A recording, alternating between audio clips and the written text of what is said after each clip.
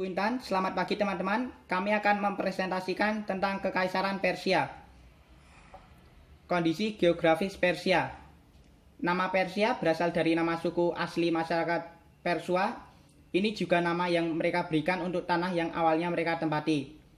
Persia terletak di antara kota Kaspian dan Teluk Persia, di dataran tinggi besar yang membentang dari lembah sungai Tigris, Efrat hingga lembah Indus.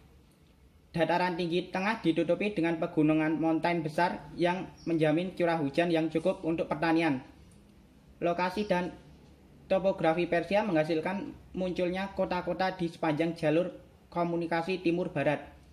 Letak kerajaan Persia pada zaman Darius dan Xerxes menunjukkan wilayah di Asia dan Timur Tengah selama tahun 330-an. Kekaisaran Persia pada masa Raja Siprus. Kekaisaran Persia ketika berada di bawah pimpinan Raja Siprus bisa dibilang juga mengalami perkembangan yang cukup pesat. Selama masa kepemimpinannya, bangsa Persia berhasil menaklukkan kerajaan Babilonia baru, Kekaisaran Kaldea. Yang kala itu kerajaan Babilonia baru terkenal dengan kekuatan militernya yang sangat hebat dan juga sangat sulit ditembus, dan juga berhasil menaklukkan beberapa penguasa lokal yang berkuasa di sepanjang wilayah Asia Timur. Keberhasilan Raja Siprus menaklukkan kerajaan Babilonia baru tersebut melambangkan bagaimana kekuatan militer Persia yang sangat hebat pada masa itu. Akan tetapi, setelah peninggalan Raja Siprus, bangsa Persia sempat mengalami ketegangan dan perpecahan karena perebutan kekuasaan di Kekaisaran Persia. Next.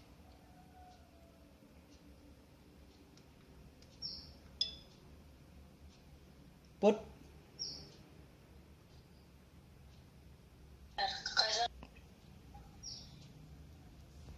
Yuk. Next. Di bawah kepemimpinan Raja Kambes, ketegangan dan perpecahan di Kekaisaran Persia dapat berhasil diredakan. Bahkan pada tahun 525 sebelum Masehi, Raja Kambes berhasil memperluas wilayah keberhasilan menguasai di antara Mesir menjadi catatan yang paling impresif karena pada masa itu bangsa Mesir juga terkenal dengan kekuatan militernya.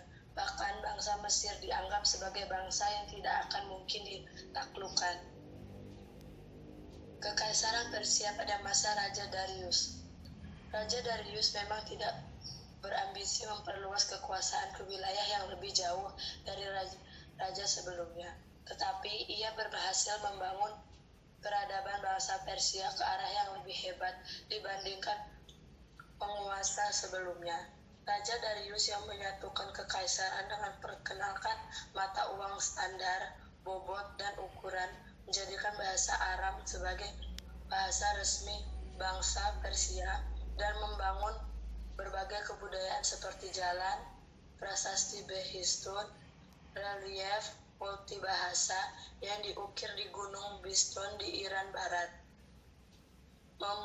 memuji kebajikan dan merupakan kunci penting untuk mengartikan tulisan paku.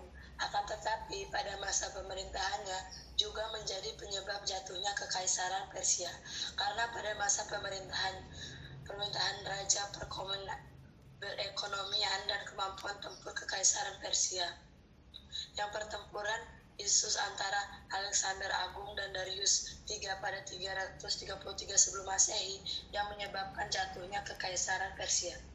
Next.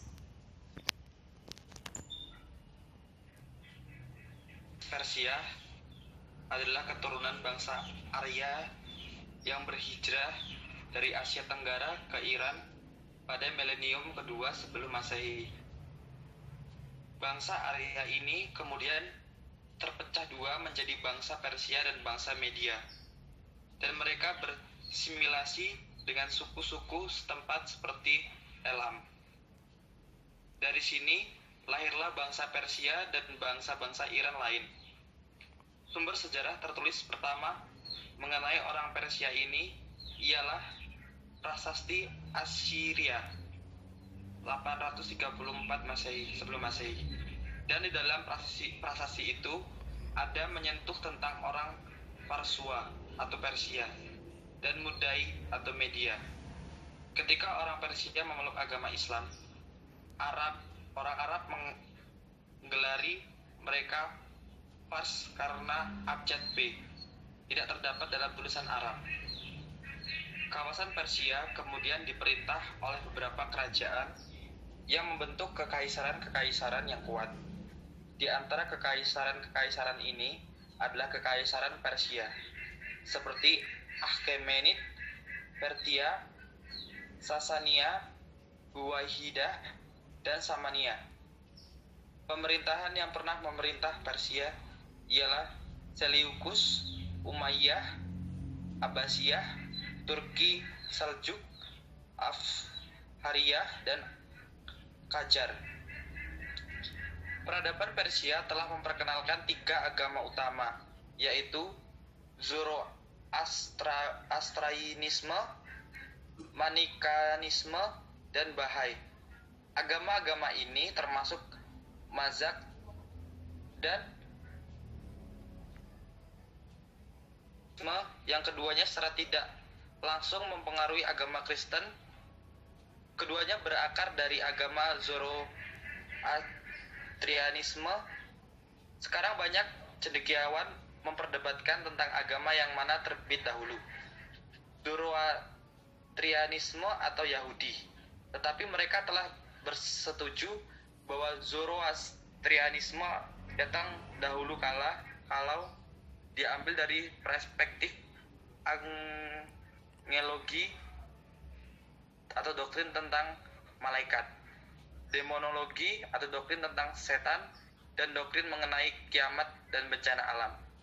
Sekarang mayoritas orang Persia beragama Islam atau aliran Syiah, dan juga terdapat kelompok minoritas beragama Islam atau aliran Sunnah wal Jamaah. Zoroastrianisme, Kristen, Yahudi, dan Bahai. Terdapat juga ateis dan agnostik. Orang Persia mulai memeluk Islam sekitar tahun 637 sampai 651. Hal itu terkait rapat dengan penyebaran Islam pada zaman Khulafa Ur-Rasyidin. Penyebab kemunduran dan kehancuran: adanya konflik yang berkepanjangan dengan kerajaan Utsmani, terjadinya dekandensi moral yang melanda berbagai pemimpin. Pasukan gulam atau budak-budak yang dibentuk Abbas ternyata tidak memiliki semangat perjuangan yang tinggi seperti semangat Kizibas.